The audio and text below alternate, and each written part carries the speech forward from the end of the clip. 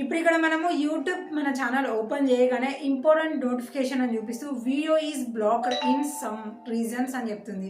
Your video 16th January upload చేసిన వీడియోకి మనకి ప్రాబ్లం వచ్చింది. ఆ ప్రాబ్లం ఏంటిది అనేది కూడా చెప్తుంది. దీనివల్ల కాపీరైట్ మ్యాచ్ వల్ల మనకి వీడియోని టోటల్గా బ్లాక్ చేసిళ్ళు.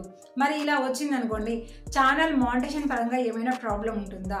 ఒకవేళ ప్రాబ్లం ఉంటే దాన్ని ఎలా సాల్వ్ చేసుకోవాలి అనేది, ఇప్పుడు ఇది నా ఛానల్కే నాకు ప్రాబ్లం వచ్చింది, నేను దాన్ని సాల్వ్ చేసుకుంటూ మీరు ఎలా సాల్వ్ చేసుకోవాలి మీకు నేను క్లియర్గా ఎక్స్ప్లెయిన్ చేస్తూ ఉంటాను. కాబట్టి మీరు ఇలాంటి ఇన్ఫర్మేషన్ తెలుసుకున్నారు అనుకోండి, మీరు మీ యూట్యూబ్ ఛానల్లో ఎలాంటి మిస్టేక్ చేయరు. ఒకవేళ చేసినా కూడా దాన్ని ఆన్ ది స్పాట్లో సరి చేసుకోవచ్చు. ఇలాంటి ఇన్ఫర్మేషన్ తెలుసుకోలేదు అనుకోస్తూ ఉంటాయి. సో దీనికంటే ముందు వీడియోని నాకు సపోర్ట్ చేయడం కోసం లైక్ చేయడం అయితే అస్సలే మర్చిపోకండి ప్లీజ్. ఇదైతే నా చిన్న రిక్వెస్ట్.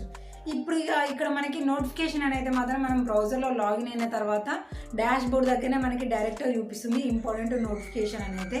ఇక్కడ నుంచి మనం ఏం చేయాలి, కింద వ్యూ ఆప్షన్స్ అనేది మనకి చూపిస్తుంది కదా, దీని మీద క్లిక్ చేసుకోవాలి. ఇంకా వేరే ఎక్కడ క్లిక్ చేసుకున్నా మనకి రాదు. ఈ ప్రాబ్లం ఏంటిది అనేది మనకు తెలియాలంటే వ్యూ ఆప్షన్స్ మీద క్లిక్ చేసుకోగానే ఏ వీడియోకి ఎందుకోసం ప్రాబ్లం వచ్చింది, మనం చేసిన వీడియో ఏంటి అనే క్లియర్ ఇన్ఫర్మేషన్ అంతా కూడా ఇక్కడ తెలుస్తుంది.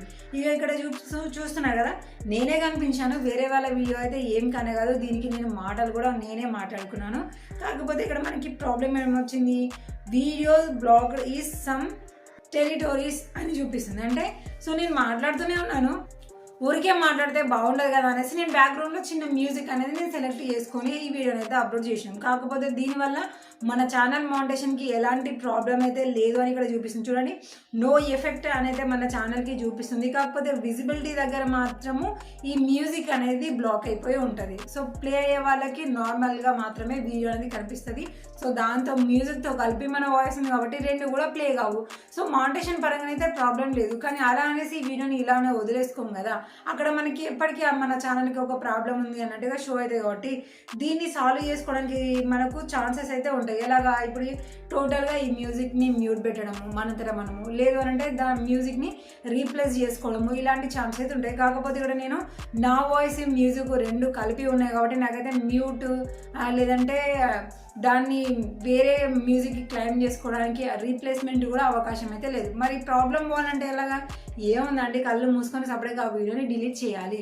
ఒకవేళ మీకు ఈ వీడియో క్లిప్ అనేది చాలా ఇంపార్టెంట్, మళ్ళీ ఒరిజినల్ది మీ దగ్గర లేదు అని అనుకోండి, ముందుగా ఆ వీడియోని డౌన్లోడ్ చేసుకొని ఉంచుకున్న తర్వాత ఈ వీడియోని ఒరిజినల్ ఇక్కడ అప్లోడ్ చేసిన ఒరిజినల్ కంటెంట్ దగ్గరికి వచ్చేసి డిలీట్ చేసిన అనుకోండి, ఆన్ ది స్పాట్లో మనకైతే ప్రాబ్లం పోతుంది.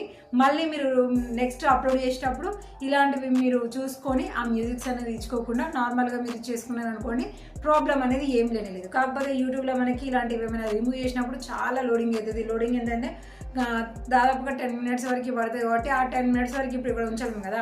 సో దాని తర్వాత ఈ వీడియో మొత్తం డిలీట్ అయిందా లేదా, ప్రాబ్లం పోయిందా లేదా అనేది ఇక్కడ మీరు స్క్రీన్ అనేది చూడొచ్చు.